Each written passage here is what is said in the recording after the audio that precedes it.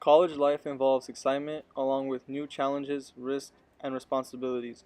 You are meeting new people, learning new things, and making your own decisions. It can sometimes be stressful because you must deal with pressures related to food, drink, appearance, drugs, and sexual activity.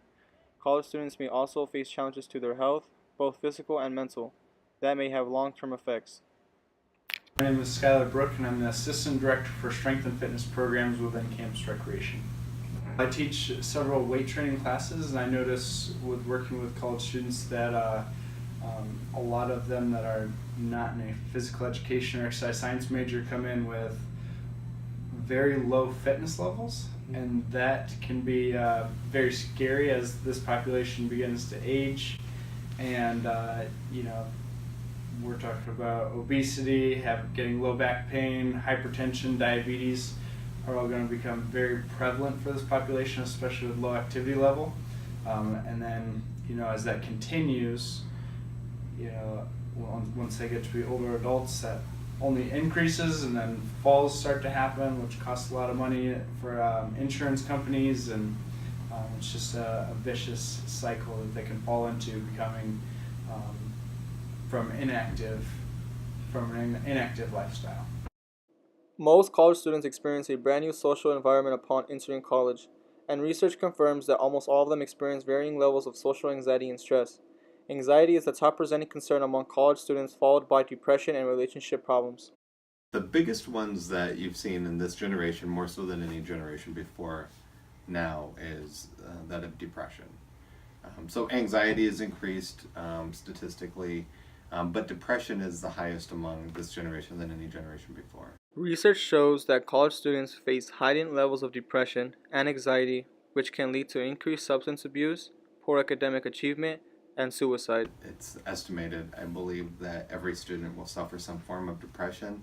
That's not clinical depression, so that's a different classification altogether, but some of them are clinically depressed. And in terms of causes, I think it's all correlational right now, so we don't know what causes are, but what I know the research does show is, one, expectations of students nowadays is pretty heavy.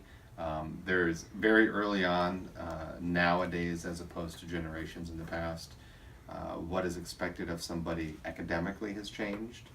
So this push toward more adult-like academic goals at an earlier age is problematic, because expecting students to do well on pen and paper tests, when the focus should be theoretically on their social development, is affecting them later on. So this need to achieve, and college students in general have a need to achieve, otherwise they wouldn't be in college, wherever that is garnered from family, cultural elements, whatever. But it's pretty heavy, and to get a degree is more difficult now. You have to get, there's more information to cover. Technology is incorporated, which you would think makes it easier, but I think for some it makes it harder, because there's so much information, and you have access to all of it now at your fingertips. So all that, I think, leads to increased levels of depression. Regular physical activity is one of the most important things you can do for your health. It can help reduce your risk of depression, control your weight, reduce your risk of cardiovascular disease, reduce your risk for type 2 diabetes, metabolic syndrome, and some cancers.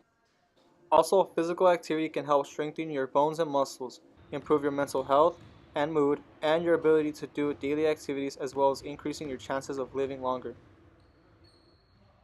If you're not psychologically fit, you can't be physically fit, you can't be socio-emotionally fit, and vice versa. So if you, for instance, one of the research is pretty clear, one of the best things you can do is get the amount of sleep that's appropriate for your body. If you don't do that, you can't function well psychologically or academically.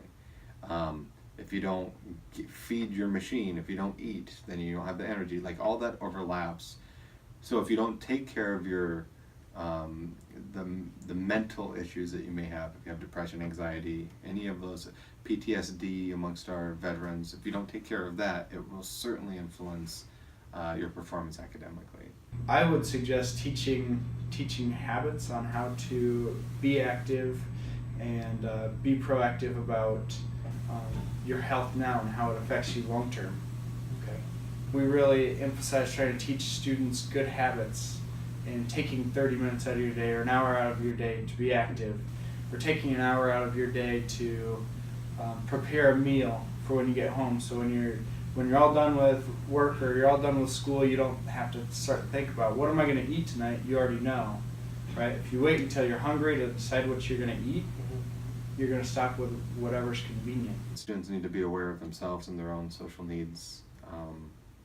You need to exercise, you need to get plenty of sleep, you need to put into perspective success. I think it makes it easier. And then to be able to have an environment where you can talk about that, I think is very helpful.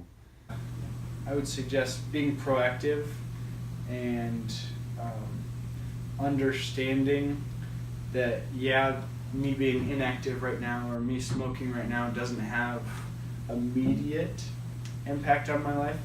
Yeah, that's why you see a lot of college students will smoke and they know that smoking is bad for them, but they're not feeling the effects. They don't feel that until later down the line, right? It's the same thing with physical activity.